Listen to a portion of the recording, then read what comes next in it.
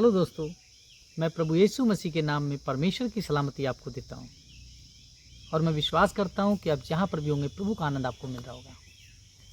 मेरे प्यारे अजीज़ों, आज मैं बताना चाहता हूँ परमेश्वर की आज्ञा के विषय में। परमेश्वर की आज्ञा जो मानते हैं उनके पास आनंद होता है, उनके पास इज्जत होती है, उनके पास धन होता है, समृद्धि होती है। सब कुछ जो है आज्ञा मानने से है। और जो परमेश्वर की आज्ञा नहीं मानते उनके पास अपमान, अधीनता, निर्धनता, निर्लज्जता उनके पास होती है। इसलिए जरूरत है कि हम आज्ञाकारी बने, परमेश्वर के आज्ञाकारी। अब सवाल उठता है, आज्ञाकारी परमेश्वर ने कहा जो हमें आज्ञाएं दी उसमें बहुत सी आज्ञाएं हमें हैं जो माननी चाहिए। जिस प्रकार से परमेश्वर कहता है सबत का दिन पवित्र मानो, यानी तुम्हारे लिए हफ्ते में एक दिन इबादत का दिन है, तुम अपने लिए एक दिन परमेश्वर की प्रार्थना का दिन ठहराओ और जिस दिन तुम्हारी प्रार्थना का दिन हो उस दिन तुम्हारा कोई काम ना हो। उस दिन तुम किसी प्रकार का कोई और ऐसा काम ना करो जिससे कि कोई तुम्हारे परमेश्वर को ठेस लगे, यानी तुम्हारा परमेश्वर तुमसे क्रोधित हो।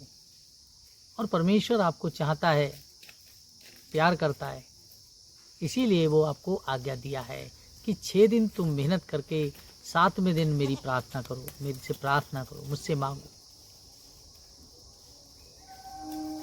और अगर आप 7वें दिन अपने काम को अंजाम दे रहे हैं, प्रत्येक दिन आप नहीं आ रहे हैं, तो इसका मतलब कहीं ना कहीं आप परमेश्वर की आज्ञा तोड़ रहे हैं। और आप कह रहे हैं क्या हमने बड़ा काम किया, कोई बड़ा गुनाह तो नहीं किया, हम तो चर्च ही नहीं गए। मेरे अजीजों, आपने बहुत बड़ा गुनाह किया। एक तो जो परमेश्वर की आशीष आप पर आने थी, क्योंकि वो आशीष का दिन ठहराया उसने, और उस दिन आप एक बाइबल को पढ़ते हैं तो 6 दिन मन्ना बरसने के बाद 7वें दिन मन्ना भी नहीं बरसता था, और जो मन्ना उनके पास होता था वही आशीषित होकर उनके लिए भरपूरी से हो जाता था। परमेश्वर सब कुछ पूरा करने वाला है, लेकिन आप उसके प्रति कितने आज्ञाकारी हैं ये वो देखता है। आप अपने काम को अंजाम देते हैं, आप अपने काम पर चले जाते हैं, आप और दुनिया के रिश्तेदारों में चले जाते हैं, लेकिन परमेश्वर के भवन में नहीं आते। इससे परमेश्वर की आज्ञा टूटती है। और अगर आप आदम और हव्वा को देखें तो उन्होंने कोई कत्ल नहीं किया था, उन्होंने कोई गलत काम नहीं किया था सिवाय इसके कि उन्होंने आज्ञा तोड़ी, और आज्ञा तोड़ना ही पाप है।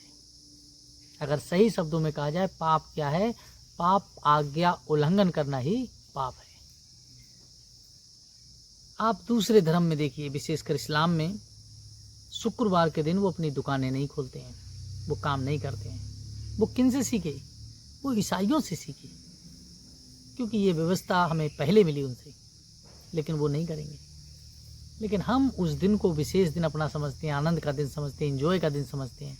लेकिन हम ये नहीं सोचते कि सबसे बड़ी बात है कि ये दिन हमें मिला है पश्चाताप के लिए, अपने पापों से बदलाव के लिए, अपने आप को मन परिवर्तन करने के लिए। अगर हम इस तरीके से नहीं सोचते, हम सचमुच बहुत पीछे हटते जा रहे हैं।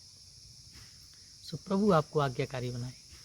आप सब अपने आप को सोचिए, अगर आप परमेश्वर के दिन में, जो कि सिर्फ 2 घंटे के लिए चर्च लगता है, अगर नहीं आ सकते, तब आप प्रभु के कितनी आज्ञाएं तोड़ रहे हैं।